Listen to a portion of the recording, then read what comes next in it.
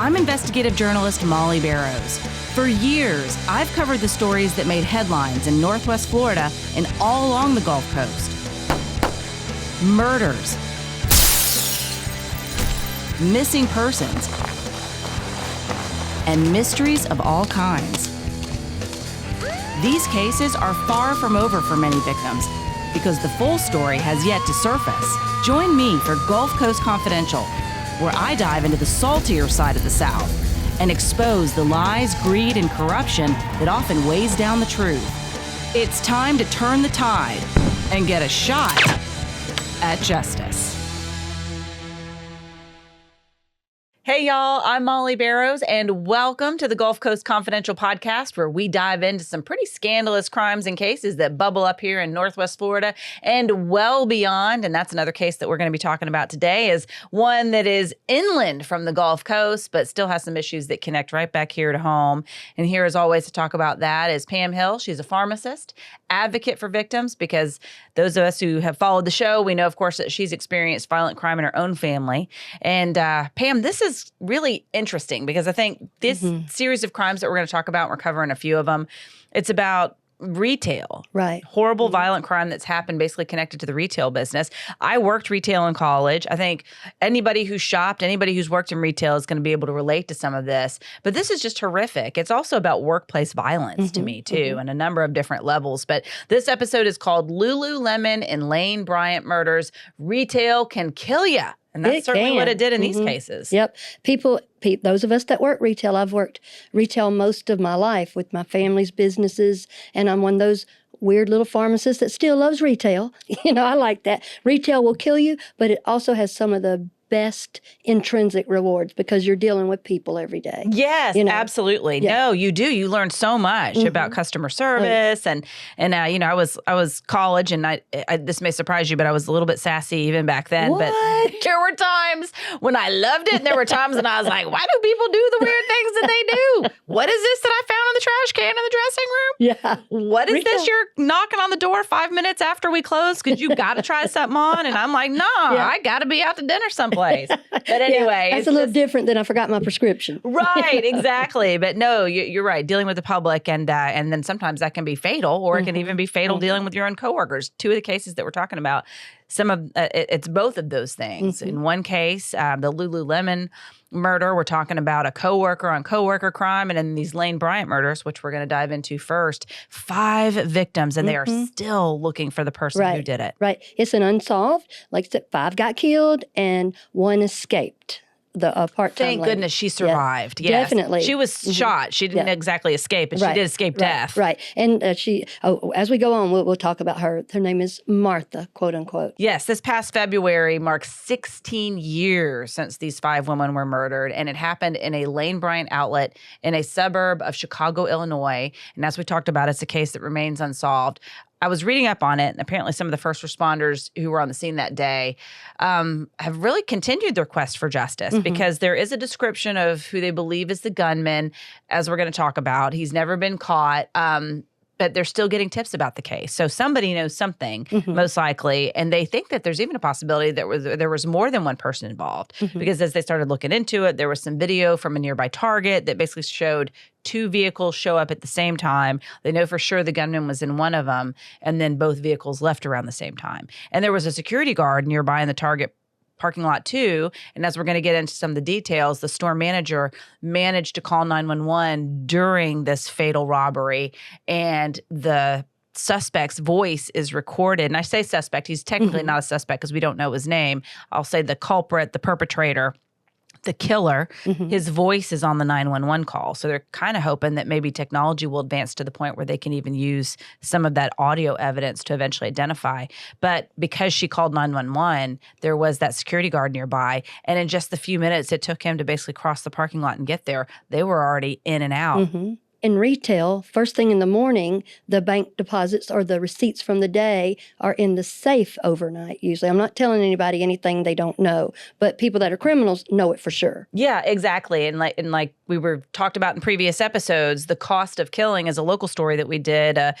tiny, petite young woman, just moved here from Louisiana, was manager of a local restaurant, a Popeyes franchise, and was killed by a coworker, a very large man, but that's what he was after, was those deposits from the night before. He knew they were going to be in that safe. He easily overpowered her. It was very gruesome. If you want to check out the details, my heart goes out to her parents who still continue to grieve. But that case ended up changing death penalty law here in the state of Florida, but or impacting it, I should say. So anyway, to your point, there is a lot that goes on in retail. Yeah. It's hard work, and there are easy ways, if you will. Previously, I guess they've tried to tighten up those loopholes, but for people who don't have good motivations to try to take advantage and steal and rob. So they hit first thing in the morning this Lane Bryant store, and it sounds like that's what they potentially were after.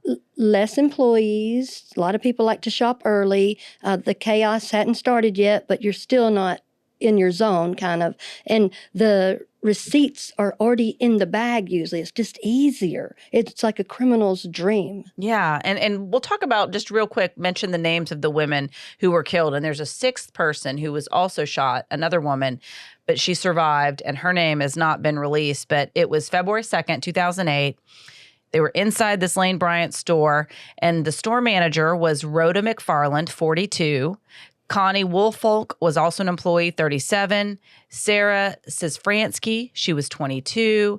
Carrie Chiuso, 33, and Jennifer Bishop, 34. They were all killed. And again, the sixth woman was shot and wounded, but she survived during this robbery. Right. And he tied them up and he covered their heads. And somehow Rhoda, she was a pastor before, and she was just a real sweet lady. And she's a little pretty black lady and just kind of sophisticated looking. And every one of these ladies, we can relate to every one of these ladies. Jennifer, for instance, was a nurse. And Carrie, she was a high school grief counselor, ironically enough, because they said they had to get grief counselors because she was so popular of a person, even at school. And they said she's a little partier. She liked to party. She's my favorite. Yes, and mine too. Sarah, she was a paralegal. She was just 22 and just graduated. All of these ladies, they wanted something new. And then Connie, she was a single mom, and she was getting ready for the GNO, the girls' night out. Bless her heart. So I misspoke when I said she was an employee. She was not. She was one of the customers. Yeah, Connie is. And then Sarah, she wanted to go to a play. Carrie was going to a birthday party. And the ICU nurse, she just wanted to shop in Chicago. Heck yeah, why not? And it's just what I'm saying. People can relate to this. This is normal. These are all normal ladies going about shopping, doing normal business. And the woman who remains unidentified, she was one of the other employees along with Rhoda. And I just, it's a nightmare because I can remember being the first person there to open up the store. This was in Sandestin. I, went to high school, was going to college, living with my parents. I had a couple different jobs, and that was one of them that I did, was retail at the outlet malls out in Sandestin, and it was a high-end store, and so you had great clientele, and for the most part, everybody was wonderful. But we were very aware of that. We'd have to do training sessions where, how do you handle it? When do you open up the doors? When not to, But I open the store, I close the store, and you are very vulnerable. There isn't usually anybody around first thing in the morning or last thing at night. Empty parking lots.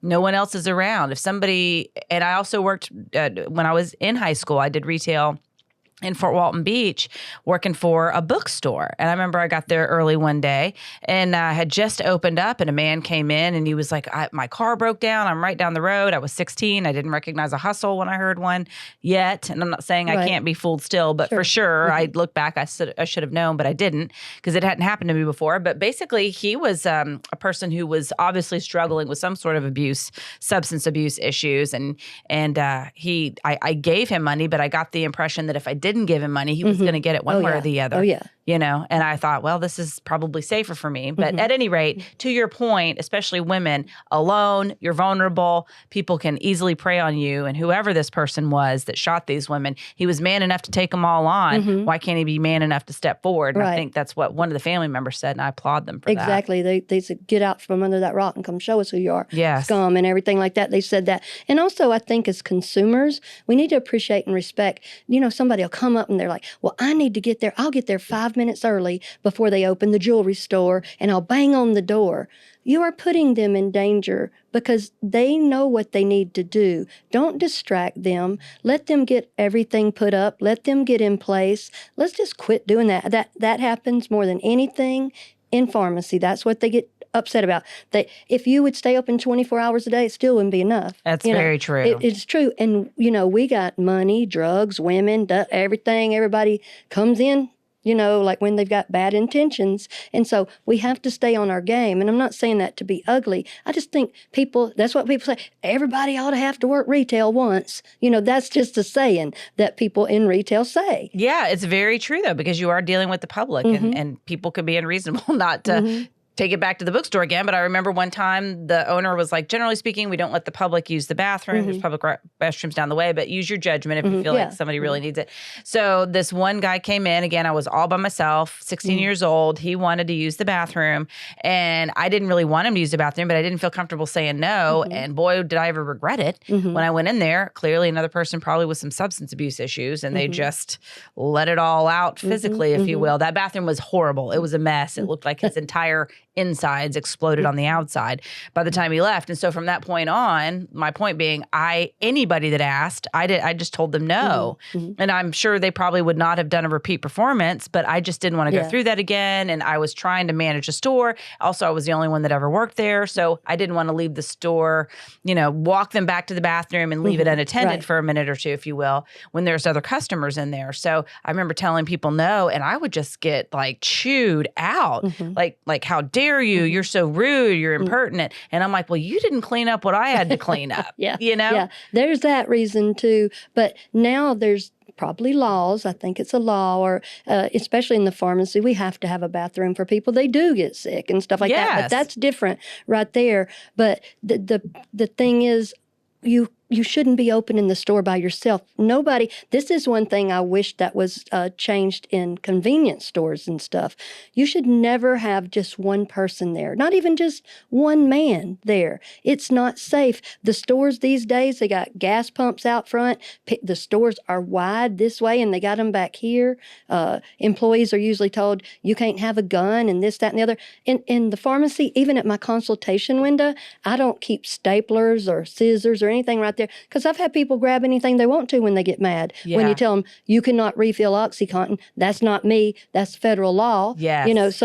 But people, they've got what they want to do, and they're mad. Absolutely. I've had them jump over the counter. I've had them pull a gun on me. I've had everything done. That is why I am how I am. You're standing in the way of the one thing they want. And they're craving. Right. I would never work anywhere where you're the only person scheduled. That is asking for trouble. Yes. And I guess that's why I brought up both of those examples, but the last one, which was certainly nothing compared to what these women experienced, but it's more like, to your point, if you are a customer of retail, just keep in mind, these people have a reason for the rules that they have in place and for doing what they do. And they don't necessarily, it's not personal if they're denying you, or it's not personal if they can't open the door. It's not personal if they can't let you use the bathroom. It's one of those things that they're trying to protect themselves, trying to abide by the rules. It's hard working retail, even when you're not in the crosshairs of some maniac. Yeah. And my theory on retail, I think it should be fun to go to a store, not necessarily fun to have to go to the pharmacy, but pleasant and nice and whatever you need type of thing. But not everybody comes in with good intentions, as in this case. Yeah, absolutely not. And thank goodness they had that 911 audio, and that one woman survived. She was the reason that they were able to get a sketch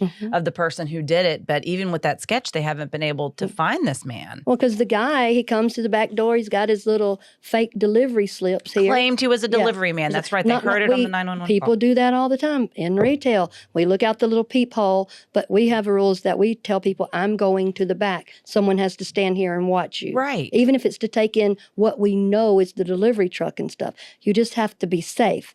But so he's out there doing that. He's a man about 5'9", got some dreads on him, regular build and stuff. So this lady, she was a smart lady, and she's dealt with people. He looked like legit, so she lets him in. So he knows there's money there. So there's some controversy back and forth. If he groped anybody, they said they think he did. But I mean, he killed him, that's for sure. Well, he saw Rhoda, the manager, he saw her kind of wiggle around, and she got free somehow. And she had on Bluetooth in her ear. So she got free somehow, and she called 911 on her Bluetooth. Good for her. Yeah, I don't even know how to do that. She's amazing and so brave. Oh, yeah, this lady, she's just honorable lady. So he decides he doesn't like that, so he just shoots her right in the forehead. Just put her down. That's horrible. And she kind of knew right then what was going on, but there was nothing she could do. Well, and then he had to kill everybody else because they'd witnessed Right. it. And it sounds like he didn't take any, of course, we don't know, but it doesn't sound like he was wearing a mask. Certainly not if he was pretending to be a delivery man. No. So I don't know. Maybe he intended to kill them all along. Yeah, I don't know, but I think if they would have, if he didn't hear that, it might have been different, but you don't know. She had to be all in. You can't just go, well, let me call 911 and not put the other one. 911, call for there. So the others, they died instantly. Like you said, 911, there was security, a policeman at Target, only 2 minutes away. From 911 call to 2 minutes away, everybody's dead. Yeah, that's a nightmare. Yeah. And I just hate it for their families. And I'm so thankful that they have media and law enforcement in that community that are still pursuing leads in this case and still keeping this case alive, because those families do deserve answers. They do. They put out a bolo on this guy. They even spent 4 hours sending out emergency alerts to families. They put up memorial, 5 white crosses with their names out there, and the outpouring of balloons and flowers and stuffed animals and things like that. That community has not forgotten this after 16 years. They were good then, and they said these were 5 of the bravest little ladies they knew. But so they have funerals for these folks, like always. But let me tell you what happened with 2 of the funerals that were happening first. 2 of the funerals, and I forget which 2, I think one of them was the young paralegal, though. They were having their funerals, and here comes the Westboro Baptist Church. Oh, no. Yeah, they come to picket and protest that funeral, complete with signs. One of them says, thank God for dead shoppers. Because they just decided in their infinite ignorance that, here you go, these are bigger ladies. I'm a full-figured lady. But they decided, well, this is a bigger lady. This must be a transgender store or something. I mean, just real crazy thinking. But this is what they're known for. These folks, let me just They're tell not you, rocket scientists. No. Westboro Baptist Church, they've been labeled a hate group by the Southern Poverty Law Center. And, I mean, that's just them. But they protest funerals, and they'll tell people your loved one's in hell, just incite people. And they do slurs and bigotry, and thank God that for dead shoppers, dead soldiers. Well, I'm glad they've been labeled a hate group, because that's unbelievable. Oh, yeah. And they didn't they said God was sending his wrath onto America for supporting gay rights. So they go after soldiers, tornado victims, the Laramie Project, the Matthew Shepard play that is around. They make sure to attend every one of those they can to start giving stuff. And so they say, we are preaching the gospel of the Lord Jesus Christ and at the soul damning sin. And they have that issued at Taylor Swift. Yeah, they just want attention. Sounds like they just want some sort of a platform. Well, here's how you can go. They'll let you come to their church there. They said, we're tired of the sodomites and the alphabet soup Nazis, and y'all are on y'all's way to hell. And then they make sure... Where's their mind? Well, they call Taylor Swift the whore and the fornicator. So here's what you can do if you want to go to church. I certainly would fall into all of those categories. I know you wouldn't. You're so crazy. Well, everybody. Taylor Swift. Lord have mercy. Listen, now this is so crazy. So people are like, well, can people come to Westboro Baptist Church? Why they want to, I don't know. But they said, come to protest. Yeah, outsiders can come, if you call first, dress modestly, Molly. You stay quiet during the sermon. You can't go crazy.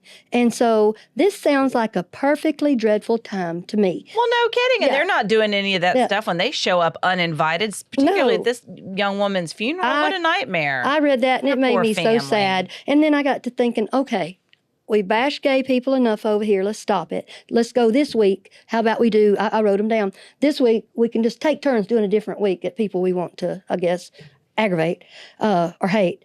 Parent haters, there's plenty of those around. Adulterers, liars, embezzlers, cheaters, abusers, murderers, rapists, and the people that say that they're doing that in the name of the Lord. It is not terrible. My Lord. No, it is terrible. When I read that and then I saw that out there with all those beautiful crosses, because I've seen this with my sister, the things that meant so much to the family. My sister was a track coach, like cross country. When I saw just a a tennis shoe with something said, "We love you, Miss Aidlott." Now, can you imagine like a backdrop of somebody over there just protesting anything negative about it? And these people, they shouldn't have died. They're just trying to buy them a party dress and go somewhere fun. And then this is how people remember their funeral. I know. Well, I'm so thankful that that they're still paying attention and following this. And I hate that they had to experience that. It reminds me a little bit of what those families went through in the Newtown shooting. And you had, liars like Alex Jones out there just making up stories that the shooting never happened. And then the families are targeted by these people that believe these lies that the shooting didn't happen. It's just a nightmare to add anguish and agony on top of people who are already grieving such a loss from a violent crime. It's just so I'm glad you hateful. mentioned that about Westboro. I hope that they dissolve and disintegrate that organization. They'll always have some people, but it's just, look, we got to do better. Everybody needs to quit worrying about something over here. Jesus is going to deal with me on my sins. He's going to deal with you on yours. I don't have to go carrying a sign. He's got a long, long list. Yeah, there you go. Well, I mean, praise God for that. Yes, But I mean, this is not the way. I take great exception to this when people do like this. Yes, absolutely. All right. Well, and also, just so in case you are interested or if you happen to have any information, you can call the Tinley Park Police Tip Line. That's 708-444-5394. We'll be sure to put that information on the screen too. Or you can email them at lanebryant.tipline@tinleypark.org. So thankfully, they are still looking into that. And like their family members said, if this man was man enough to go in there and shoot a bunch of unprotected women, then he should be man enough to step forward. Maybe somebody who knows who he is can be man enough or woman enough to tell the police who he is as well. He'll get caught. He will. They always do. And that's not even the only tragedy that happened to people working retail. We've got another just brutal case to talk about. This one happened at a Lululemon Athletica store located in the Washington, D.C. area, the suburb of Bethesda, Maryland. This was March 11th of 2011. This was a store employee who murdered her coworker. Brittany Norwood is the one who was convicted of killing Jayna Murray. And it's super sad. Like, this manager walked in to find the door unlocked, merchandise all over the place. She could hear somebody moaning in the back. She gets scared. She flags down a guy. He goes in, checks things out. He finds Jayna Murray lying dead in the back hallway, face down in a pool of her own blood with a ligature around her neck. And Brittany Norwood was also found in there, but she was in the bathroom, supposedly semi-conscious, zip ties binding her wrists and ankles, blood in her face, bloody footprints all around the store, which is going to play a key role in how police found out what really happened. But yeah, just incredibly sad because Brittany's trying to say, hey, we got robbed. This person tried to sexually assault us. They even found like a hole cut in the clothes of the victim, basically trying to make it look like there was some sort of a sexual assault. But as police learned, that is not at all what happened. No, it's not. Well, these two ladies were co-workers, Brittany and Jayna. They'd only been co-workers for about 3.5 weeks. Brittany was a superstar soccer player. She was one of 9 children. She just had the personality that everybody liked. She's sweet. But she kept getting let go from jobs because she just had this little situation, the kleptomaniac syndrome going on that went for real. So she'd steal, not just from her soccer friends and teammates and stuff. She kind of liked to do the 5-finger discount at Lululemon. Yeah, and I guess so much so that they would have the employees check each other's bags before they left, which is probably a standard policy anyway. It kind of is, but we don't do that anymore because then people, just like this, retaliate against that the person. Yeah, that was unfair to ask of that to begin with. If you're going to do that, ask for a security person to do it. Or a manager. Or a manager, that right? can make a decision. Because that's exactly what happened. And then you got Jayna, who's 30 years old. She's been in college. She's got her master's. She loves management. She wants to, and she is fascinated with Lululemon. And, you know, some folks don't know what Lululemon is. I didn't for a long time. But I do. I have a 12-year-old daughter. No, right. You are minus $500. Oh, my gosh. My first trip to Lululemon. She was like, can I get this? Can I get this? And I'm like, yeah, no problem. Yeah. Then we wait like 20 minutes in line and we get up there and she's like, that'll be $500. I was like, You're like, what? How much is this support bra? Your boobs are hardly even there. Right. Welcome to the Summit Lululemon up You're in really Birmingham. paying for the brand and the label. Yeah. And it's it's nice. It's well made. Oh, it is nice. The without a doubt. $80 yoga pants and stuff. It's Lululemon Athletica, and it's upscale, and they've got their own. They try to encourage people to, work there and then kind of go on up in management, maybe. That's great. Recruit for, And so Jayna, she liked that, and she was just going to stay there part-time, but she said, let me learn more about Lululemon. I feel the same way about Disney and Chick-fil-A. Their management styles, because it's attraction, not out here like having signs up and everything. So I'm always fascinated by business, and I'm fascinated by Lululemon too. How you can get people to part with $500. I know, because they don't want to disappoint their daughter. Their 12-year-old, that's right. So we got those two going at it, and they're working together. And at 9:00, close the store, and they clean up a little bit. 9:45, they go out to their cars to go home. Well, Jayna checks Brittany's bag, and she sees there's a couple of pair of yoga pants that shouldn't be in there. So she kind of makes a mental note. I don't think she confronts her, but on the way out to her car, she calls the manager and goes, Brittany's taking out some yoga pants without paying for them, lifting stuff from the store. Well, Brittany, and she knows she did wrong. Right, and I think the manager told her, I'll deal with it in the morning. She did. That's a good manager. I will deal with it in the morning. But they shouldn't have made Jayna be the one to find it. And something about the way even if she didn't directly confront her, there must have been some indication that she saw it, because it seems to me like that may have been what motivated the other woman to attack her. Because it's where she's left every time. She lost a scholarship in soccer. She lost a big VIP concierge job from stealing from a fancy hotel up there. She just can't not do it. And then she just can't stand if people don't worship at the feet of her greatness either. She's kind of like delusional, but friendly enough, she can get by. Here we go, that charm again. So they could have had people hold their bag open to the camera, like a lot of stores do, and then deal with it in the morning. But so that didn't happen. So Brittany calls Jayna and says, I left my wallet in the store. So being the nice girl she was, they go back. Well, she called her back. Yeah. She said, I left my wallet, but she couldn't get in, so she needed her to come back. Right. And she did. And she opened the door for Brittany, and that was the end of that. It was on then. That's when it happened. And so they have some chaos and screaming and stuff. Apple store is next door. Okay. The employees at the Apple store, they hear screaming, they hear back and forth. They just consider it girl drama. I know, that just horrified me. Yeah. And they had a security guard sitting there too who had earplugs in, listening to music. And they even said they actually heard a woman's voice basically saying, oh God, please help me. Mm-hmm. And they thought that was drama. That just makes me sick. Right. If I'm her family, I'm just devastated. But at the same time, nobody really would believe that was probably happening. Yeah. I don't know. You just have to heighten your alertness. You don't have take the it for granted. Right. When you're going back into a store at night, even if you're going back in with someone, that's kind of a no-no. If you forgot it, you forgot it. We just cannot go back in because everybody walks out at the same time. The security, anything you do to deviate from the protocol and the plan, you're putting yourself and others in danger. Case in point right here. Yes, and let that be a warning flag to anyone that's listening to this who works in retail. But these ladies were young, and certainly Jayna was not expecting Brittany to unleash on her like this. And it's interesting, too, because police initially treated Brittany, as a victim, and then obviously when they started looking into the evidence, they realized there were a lot of holes in her story. She had 331 wounds from at least 5 different weapons, including a knife, a hammer. Here we go. I mean, that just is unbelievable. That makes me sick. Just to hold it and to think about doing something that somebody is just heartbreaking. Plus, it's a lot of work to kill someone, too. Yeah. And then here we have other tools as well, but it was including a knife and a hammer, among other weapons. And apparently, it may have come from a toolbox within the store, so that's why they were all tools like that. And then by comparison, Brittany's injuries were relatively minor. And she had a cut on her forehead or something like that, and she claimed to have been laying on the bathroom floor, but the dripping was from a direction as if she were standing up and not consistent with laying down. But yeah, so there's just a lot of inconsistencies. And I thought the bloody footprints was interesting.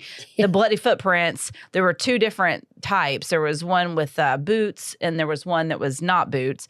But they determined that those were her, both sets were her bloody footprints, that she had put those boots on to try to make it look like the robbery. She'd strewn the clothes around to make it look like there was the robbery.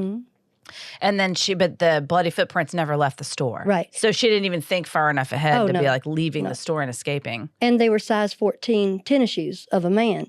And also she had torn up some of the racks and beat Jayna with the racks also. And she had made herself look more than the superficial cuts. And she knew to moan and groan. And they didn't just cut the pants anywhere. She cut the pants in the crotch. Of course. Of course. You know, how that tacky that is and just miserable. But she did all that. So when the manager comes in, imagine this sight. She comes in and she has enough sense to know, woo, because you hear somebody moaning. So I'm sure that Brittany just laid there and wait till that happened. And she just got out of the store to call 911. And there was a bystander guy there. And he's like, what's going on? He offered to go in the store. I don't know where his good sense was, but he went on in. And so they found Jayna mutilated, just mutilated beyond. Bless her. You know, and she had put that garrote around her What's neck. a garrote? It's like a wire like this, and it's got little pieces on the end so you can put it around someone's neck and pull like this. Yikes. It's almost the way some countries use for execution. Golly. Because they say that it is quick and it's the most humane. Why are we so creative at killing people? I don't know. This is just awful. And what young girl that's in college knows about that? Did she bring it with her? Yeah, it was probably there. You know, there are things that you can use as a garrote. You can pick up anything. You see people twist the end of a screwdriver. She didn't get it at garrotes.org no, she or did whatever, not. right? The sad part is every blow. It took her over 20 minutes to administer 330 blows. And guess how many of them that Jayna felt? I don't know, all of them? Every single one of them. She was alive till the end? Yes, except the one that she went in the kitchen of Lululemon and got her knife and stabs her in the back of the neck. And that was the one. But I mean, 300 times. You know how I think when I think these things. You're just helpless. Yeah. And so she's asking her, can't we talk? What's going on? It was that kind of thing. And I can't help but get upset with the Apple Store. You know, I know, at least call 911. You know, be a good neighbor or be a good store next door. But so there she is in there. Horrible. Blood is everywhere. Those footprints are everywhere. And so they believe Brittany, though, at first, because they're traumatized. Absolutely. I think that's understandable. Yeah. So they believe in her. And then when they get her away, they start doing this, looking at everything. Really, nobody came in or out. And so Brittany, this shoe fascinates me. This size 14 shoe. Yeah. Man shoe. What's it doing in Lululemon? Right. Okay. And they found it in the store. That's right. A Reebok, I think. It had been wiped off. The blood had been wiped off, put back on the shelf. It's not a shoe for sale. What they found out was like, this shoe is when, you know, Lululemon, you're going to pay $500. You want it altered, you know, at least I do. So you go in there. So they would put these shoes on. People slide in them real quick so they could get a perfect hem. You know, you can't wait on everybody to tie their shoes and all that stuff or bring the shoe they want. That was the try-on shoe. So Brittany had wiped off the bottom, put it back on the shelf. She's not very smart. She thinks this one stuff and thinks shoes don't have to go in and out. But they say, this girl's lying. They finally get that. So she comes and tells them, yeah, 2 men came in. And as luck would have it, that 2 men did this. As luck would have it, there's 2 men, and they were in black, walking down the back alley, and they were in black. So they're like, these guys. But what it turns out, those were just guys that were dishwashers down the street at a restaurant. They're just smoking cigarettes, walking down the alley, just trying to go home. Right. So that was all that. So all the lies just kept going. They found blood. They had found Brittany's blood on Jayna's steering wheel of her car because her car had been moved, because Brittany moved it because she said those guys told her they'd kill her if she doesn't move the car. So all this stuff going on. So finally, she breaks down. Yeah, thank goodness. I think they arrested her about a week after that slaying, charged with first-degree murder. But yeah, that's just, I mean, it's absolutely horrible. And it does seem as if she must have known or felt like Jayna was going to report her for the stolen pants. And like you said, maybe it was just one more loss of a job she just didn't want to deal with. But that is not, you know, when you said she's not very smart, I can't help but think that in so many of these cases. I mean, none of it seems very smart. It's like this knee-jerk reaction of, I don't want to be caught doing something else. So they make it exponentially worse Yeah. and more Right. horrible. That's certainly not smart. Well, if people could start with just doing the next right thing, her parents probably would have bought her Lululemon pants or whatever. She wanted to own her own gym, Brittany did. And like I said, Jayna, she was doing a master's degree and she wanted to go into corporate management there. And both of them were athletes. Jayna was a discus thrower and she had won records and stuff like that. And so had Brittany. So two people have stuff going for them. They really didn't even know each other, didn't have a relationship, but this person's going to keep doing evil and bad things. It's just like Cain and Abel. I say this all the time. Cain and Abel. Abel's just trying to do his thing, favor with the Lord, being gentle and kind. And Cain goes, I got a miserable life, so I'm just going to kill you. Right. Instead of change my life. That's right. And then everybody else has got to help me, which is what Brittany did here. She's like, please have mercy on my family and me because, I wasn't in my right mind. Even her lawyer said, my client did it. So all these things, we need to learn conflict resolution and how to deal with people that disagree with us. Well, in this case, I'm glad there is some justice for the victim's family. Brittany Norwood, was sentenced to life in prison for first-degree murder. That was back in 2012, and she is now at the Maryland Correctional Institution for Women. I'm sure she can work on the gym athletic part there. Yes, maybe she can be the owner of it. Or the trainer, right, exactly. Yeah, the trainer with size 14 shoes. This was just a crazy thing. It was too much, unnecessary again. And again, in my opinion, not good staffing by a corporation at closing time are not good policies. If they're going to see it steal, it wasn't worth Jayna's life. No, absolutely not. And I agree. And those are just some of a few takeaways from all of this. But at the end of the day, the bottom line is don't do what you don't feel comfortable with. Right. Whether your job is at stake or if it's part of company policy or not. If you feel like they're putting you in harm's way, even the littlest, tiniest inkling of, this isn't right, listen to it. God gives you intuition for a reason. Amen. All right, Pam, thank you so much for joining us on this. You're welcome. And thank you for joining us as well. That is it for Lululemon and Lane Bryant murders. Retail can kill ya. We appreciate you joining us on Gulf Coast Confidential. I'm your host, writer, and producer, Molly Barrows, with co-host and researcher, Pam Hill. And a big thanks, as always, to director, editor, and production engineer, James Roy. Remember, you can listen to more of our Gulf Coast Confidential conversations wherever you get your favorite podcast. You can also watch on the Gulf Coast Confidential YouTube channel. Just don't forget to like and subscribe, y'all. Subscribe. All right, we'll see you next time.